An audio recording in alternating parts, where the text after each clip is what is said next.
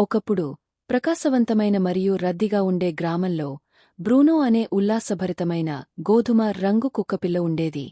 Bruno పరిగెత్తడం, సీతాకోకచిలుకలను వెంబడించడం మరియు కొత్త ప్రదేశాలను అన్వేషించడం చాలా ఇష్టం. కాని అన్నింటికంటే ముఖ్యంగా బ్రూనో మెరిసే వస్తువులను ఇష్టపడ్డాడు. ఒక ఎండ ఉదయం బ్రూనో మార్కెట్ దగ్గర బంగారు గంటను కనుగొన్నాడు. డింగ్ డింగ్ అది సంతోషంగా మోగింది. ఓహ్ వావ్! బ్రూనో మొరిగింది. ఇది ఇప్పటివరకు ఉన్న గొప్పదనం.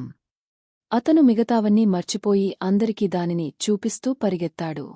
బ్రూనో ప్రాణ స్నేహితుడు అయాన్ ప్రతిరోజూ బ్రూనోకు ఆహారం ఇచ్చి చెవుల వెనుక గీసుకునే దయగల చిన్న పిల్లవాడు.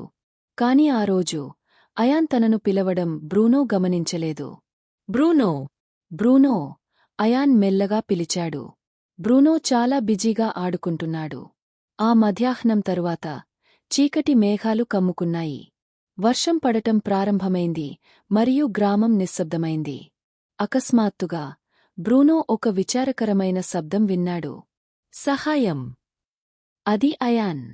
బ్రూనో చెవులు లేచి నిలబడ్డాయి.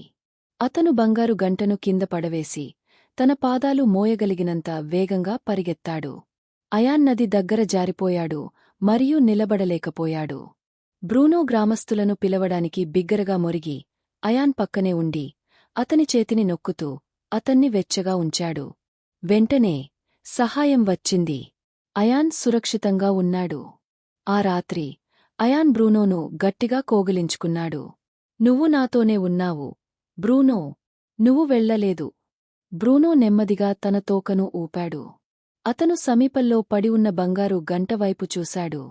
ఆపై అయాన్ నవ్వుతున్న ముఖం వైపు చూశాడు. బ్రూనోకు కొత్త విషయం అర్థమైంది. విధేయత అంటే మరేదైనా సరదాగా కనిపించినప్పటికీ అలాగే ఉండటం. ఆ రోజు నుండి బ్రూనో ఇప్పటికీ ఆడుకుంటూ అన్వేషించాడు. కాని అతను ఎల్లప్పుడూ తాను ప్రేమించిన వారికి దగ్గరగానే ఉన్నాడు. మరియు బంగారు గంట? అది కేవలం ఒక బొమ్మగా మారింది. కాని విధేయత బ్రూనో యొక్క గొప్ప నిధిగా మారింది.